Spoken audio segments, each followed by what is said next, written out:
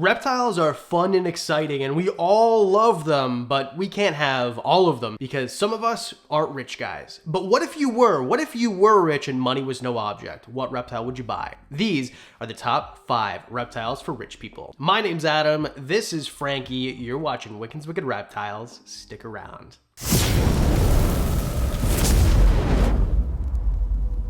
I think we all dream of one day winning the lottery or just being a rich person. I know I definitely do. I think it'd be really cool, you know, to be able to buy whatever reptiles I want, but I'm not in that boat either. So this is more for fantasy land, for fun, and just explaining what the most expensive reptiles are. So let's just get into it, starting off with number 5. Oh, and by the way, before we even do that, this is the most expensive reptile I own. It's a Fiji banded iguana. It is expensive, but it doesn't come even close to the prices of the reptiles we're about to talk about. Very rare and big monitors. So I'm not talking about savanna monitors, I'm talking about the big ones that are expensive. So croc monitors, lace monitors, Parenti monitors. Now, as far as I know, Parenti monitors, there aren't any that you can just buy in North America. It's kind of an Australian thing, and even then they're expensive. But I mean, look at a Parenti monitor, look at these things. They're majestic, they're beautiful. This is a dream species, but they get really big. So even if you're in Australia and you can afford them, I think they're a few grand. Let me know in the comments section below if I'm wrong. I'm just kind of guessing based on what I can find on the internet. They're still gonna be expensive to house because you're gonna have to build a big enclosure. They eat meat, they're gonna eat lots of it. You're gonna have to feed them that. But even if you're in North America or Europe, what if you want something like a lace monitor or a crocodile monitor? Lace monitors are going to be 6 grand plus sometimes. Sometimes you can get them 5 grand, maybe a little cheaper, but that's especially if they're captive bred, they're going to be more expensive. Now, I had an opportunity a few years ago to buy a trio of 2 regular and 1 Bell's phase. The Bell's phase look like this. It's not really a morph, it's a natural coloration, but either way, it's my favorite monitor species. I think they're amazing. And it was $12,500 Canadian for the trio, which is a ridiculous offer, a ridiculously low price. I found out later that it was in fact too good to be true, and there was a reason why the price was so low. So I didn't end up getting them, but nowadays, if you want a trio like this, you're probably going to be paying something closer to 15 grand or more. This is money I do not have. Never mind the fact that when I was going to get this trio, I was going to strip this room down, find somewhere else for basically half of the room, and build an enclosure that was literally half of this room. I'm talking about basically framing a closet into this room. So it was actually built in. So it was going to be 12.5 feet wide, the width of the room, times about 10 feet deep, and then however tall the ceiling is. So 6.5 feet, 7 feet, something like that. So it was going to be this huge enclosure that I was going to build into my house. And this is something you have to be prepared for if you want an animal like this. Crocodile monitors are no different. Now, these animals have the craziest claws of all the monitor species. They need huge enclosures. They're super impressive. They're the second biggest monitor in the world. But even when you have all that put together, you're gonna have to worry about things like diet. They're gonna eat a lot of meat. Can you even afford that? Can you afford the vet bills? Because if your croc monitor gets sick, you can't take it to your neighborhood dog and cat clinic. They're not gonna look at it because something that eats cats, well, they don't actually eat cats, but they could, is not gonna be welcome at that clinic. So it's just gonna be expensive all the way around. And I want to reiterate, this isn't just the most expensive reptiles to buy, it's the most expensive reptiles for upkeep, because there are certain ones, say a savanna monitor that's 40 bucks you can buy them for, or the $3. I get offered savanna monitors at least a few times a year that then you have to spend money to cage and feed and take care of and vet and just, anyway, let's move on. Number 4, Amazon basin emerald tree boas. Now I'll keep this one a little bit light because we just talked about how this is a good investment reptile, which I do agree on. I think that if you want to breed reptiles and make money and be able to sell things pretty easily, this is a good reptile for you to buy. Oh my God, Frankie, the nails on the back of the neck, bro. Isn't it cute? He was just sticking his little head out like he's shy, but not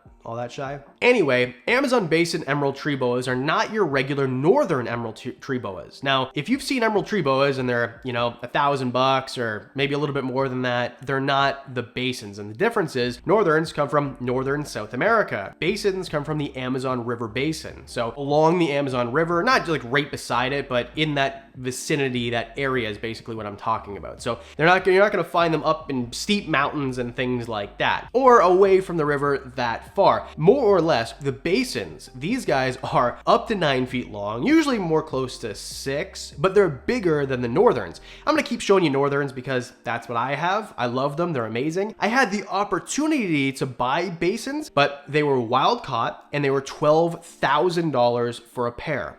Ow.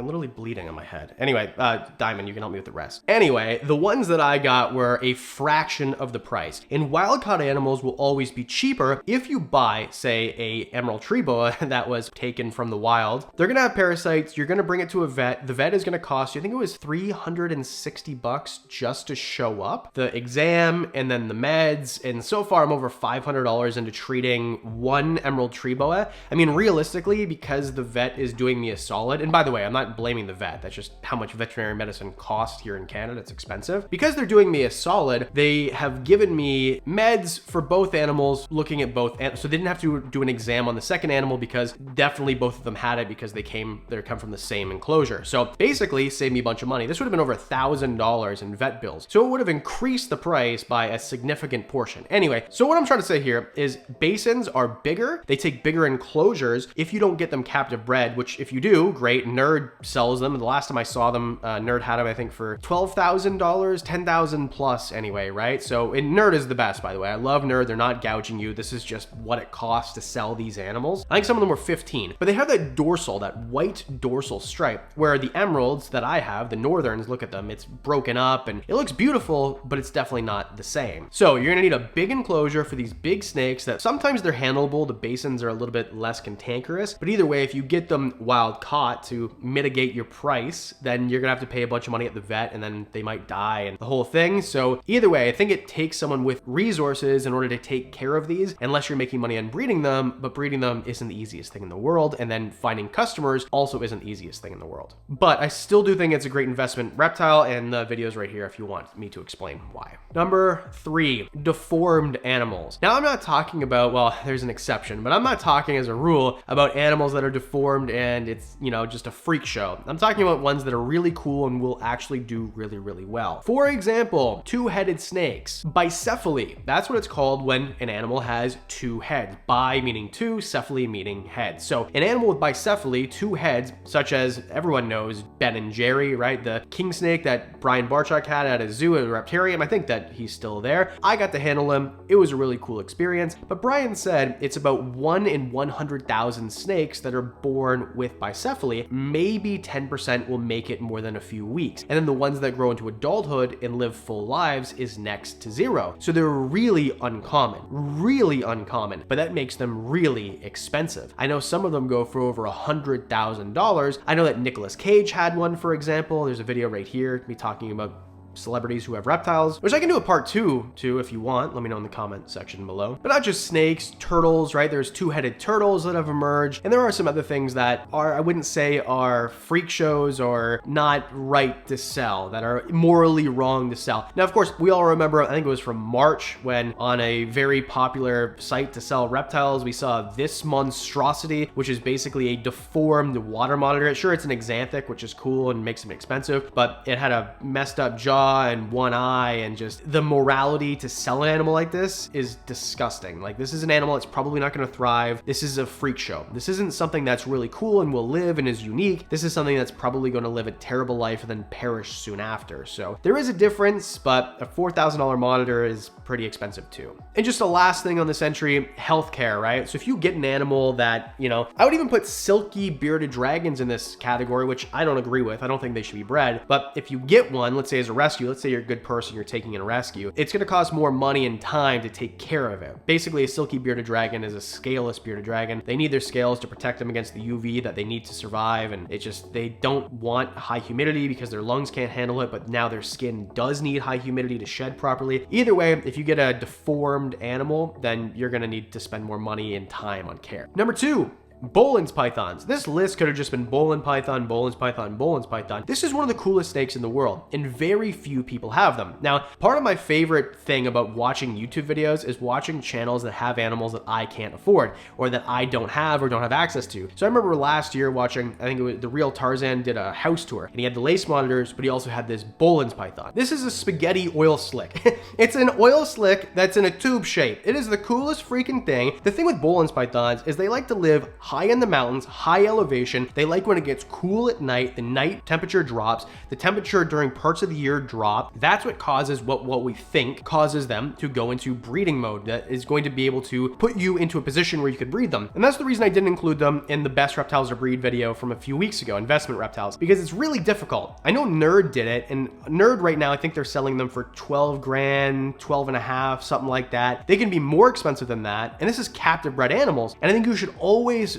venture to buy captive bred animals if you can. If you can't buy captive bred animals, well, then you're going to spend more money. And if you see a Boelen's python for $3,000, I promise you it's been brought in from the wild. It's probably full of parasites, dehydrated, the whole thing. Now, these are big animals, right? They can be 6, 8 feet, something like that. Generally have a good temperament. They eat pretty well most of the time, but you're going to need a big enclosure, and to buy it's going to be expensive. And to find someone, if you need vet care, who knows about the species, is going to be really difficult and likely expensive. And number one, reptile for rich people, new and rare morphs that just come out oftentimes peak and then they fall. And that's why I don't recommend buying them if you're someone who doesn't have tons of money to lose, because it's kind of a crapshoot a lot of the time. Now, back in the day, let's suppose when things were being brought in a lot of the time, like the Brian Barczyk story, right? He was very young. He had albino Burmese pythons. He got a clutch. He sold them for tens of thousands of dollars each. And that's what jump-started his rise to what his family is today, owning all those businesses. A lot of that had to do with stepping stones. People don't get rich overnight unless you win the lottery or a crypto pump and dump or something, right? So Brian and people like that had to work really hard, and then you have to do one small thing at a time. And a lot of that in the reptile world is being ahead of the curve with these new morphs. Piebalds was another big thing. They were selling for thousands of dollars, and now you can get them for a couple hundred. And as a smaller scale, leopard geckos, right? Black Knight leopard geckos used to be thousands of dollars. Now they're, $500, and I think they're probably going to be $200 next year. I mean, there's just things that just drop like crazy. Even when I got into, breeding hognose snakes, if you had an albino conda a long time ago, those things were super expensive, and now you can buy them for a few $100. Nowadays, you see things like albino sulcata tortoises, for example. Now, this might be expensive for a while because sulcatas have to be an older age in order to breed. So it's going to take a while for them to saturate the market. One that I've seen recently is genetic hypo crested geckos, which, they don't look that cool, but it's just the fact that they're rare, and I believe that's probably a recessive morph. I didn't do any research on what this morph is. Lavender albino uromastix is another one that I saw. I think like $20,000 or something for them. So there's new morphs all the time, but eventually people will get their hands on them. Perfect example. I just thought of this. Scaleless ball pythons. $100,000 for the first one ever sold, or maybe more, and now you can buy them for $800. Okay? So there's just certain things that and by the way, this was 5 years in between $100,000 and less than $1,000. So I wouldn't recommend jumping on these trains unless you're the first person in and you buy the whole stock and you're the only one that controls. Then it'd be different. But either way, that's my rant. Let me know in the comment section below. If you had all the money in the world, what reptile would you buy? Thanks so much for the Patreon supporters. You guys get videos early, even posting formal history videos early, discounts on merch, one-on-ones. Those are my favorite. I sent some goodies out in the mail the other day. So if you want to be part of that for as little as $1 a month, because I do videos twice a week, that means I'll see you in the next one.